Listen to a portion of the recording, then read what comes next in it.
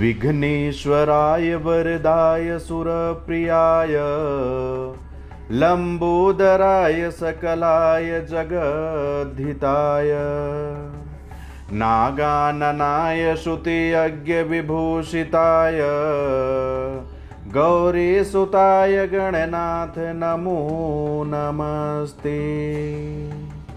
अन्य सभी देवी देवताओं के समान भगवान गणेश ने भी आसुरी शक्तियों के विनाश के लिए विभिन्न अवतार लिए। श्री गणेश के इन अवतारों का वर्णन गणेश पुराण, मुग्दल पुराण, गणेश अंक इत्यादि ग्रंथों में प्राप्त होता है। गणेश जी के इन्हीं 8 अवतारों की संक्षिप्त जानकारी 8 वीडियो के माध्यम से आपके सामने प्रस्तुत करने वाले हैं। एक दंत अवतार। एक दंत गणेश जी का दूसरा अवतार है। प्राचीन काल में च्यवन ऋषि का पुत्र मदासुर नाम का महापराक्रमी दैत्य था। पौराणिक मान्यताओं के अनुसार पर महर्षि च्यवन ने अपने तपोबल से मद की रचना की। वह च्यवन का पुत्र कहलाया। एक बार मद अपने पिताश्री से आज्ञा लेकर दैत्य गुरु शुक्राचार्य जी के पास पहुंच गया।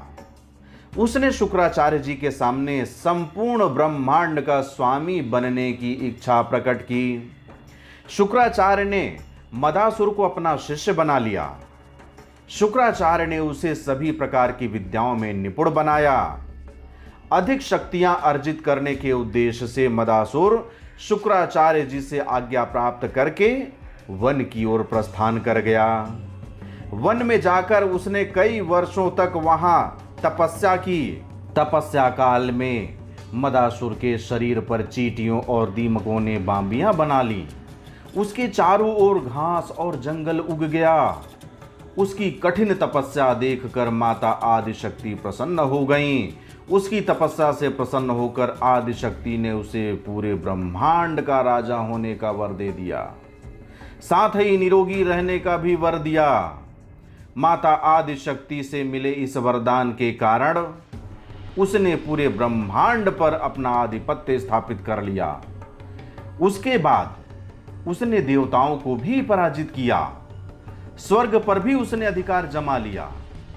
मदासुर का विवाह प्रमदासुर की कन्या सालसा के साथ संपन्न हुआ। इससे मदासुर के 3 पुत्र हुए।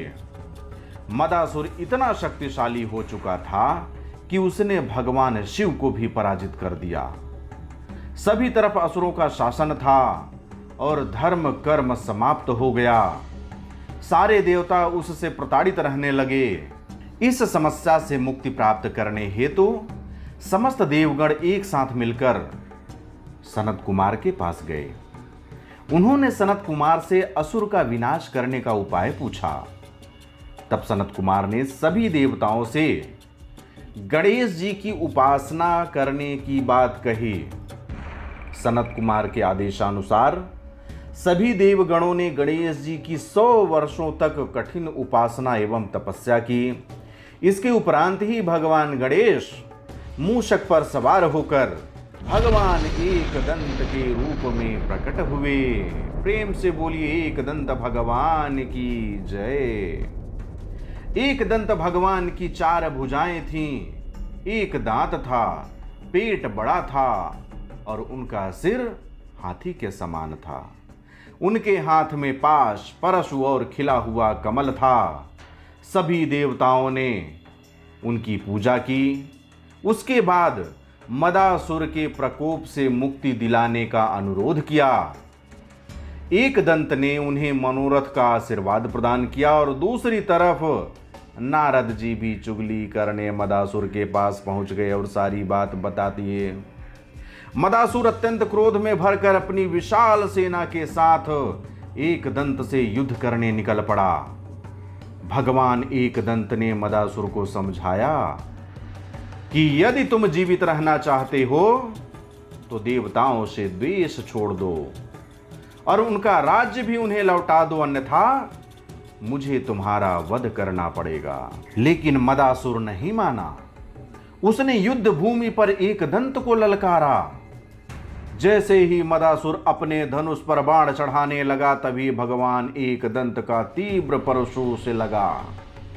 परशु लगते ही मदासुर मूर्छित हो गया। उसके बाद उसे समझ में आ गया कि वह जीत नहीं सकता है, वे तो सर्व समर्थ परमात्मा हैं। मदासुर ने हाथ जोड़कर एकदंत की स्तुति की और उनसे क्षमा याचना की, साथ ही भक्ति और आशीर्वाद की भी याचना किया। एकदंत इससे प्रसन्न हो गए और मदासुर से कहा कि जहां उनकी पूजा हो रही हो वहां वह कभी न आए।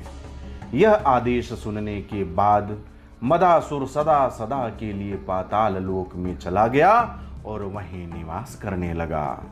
इस तरह से आज हमने भगवान श्री गणपति के द्वितीय अवतार एकदंत की कथा लेकर के प्रस्तुत हुए। मैं आशा करता हूं कि आज की यह वीडियो आपको पसंद आई होगी। साथ ही साथ आपसे अनुरोध है कि इस वीडियो को अधिक से अधिक लोगों तक शेयर कीजिए, जिससे कि भगवान गणपति के द्वितीय अवतार एकदंत के बारे में सभी लोगों को जानकारी प्राप्त हो सके।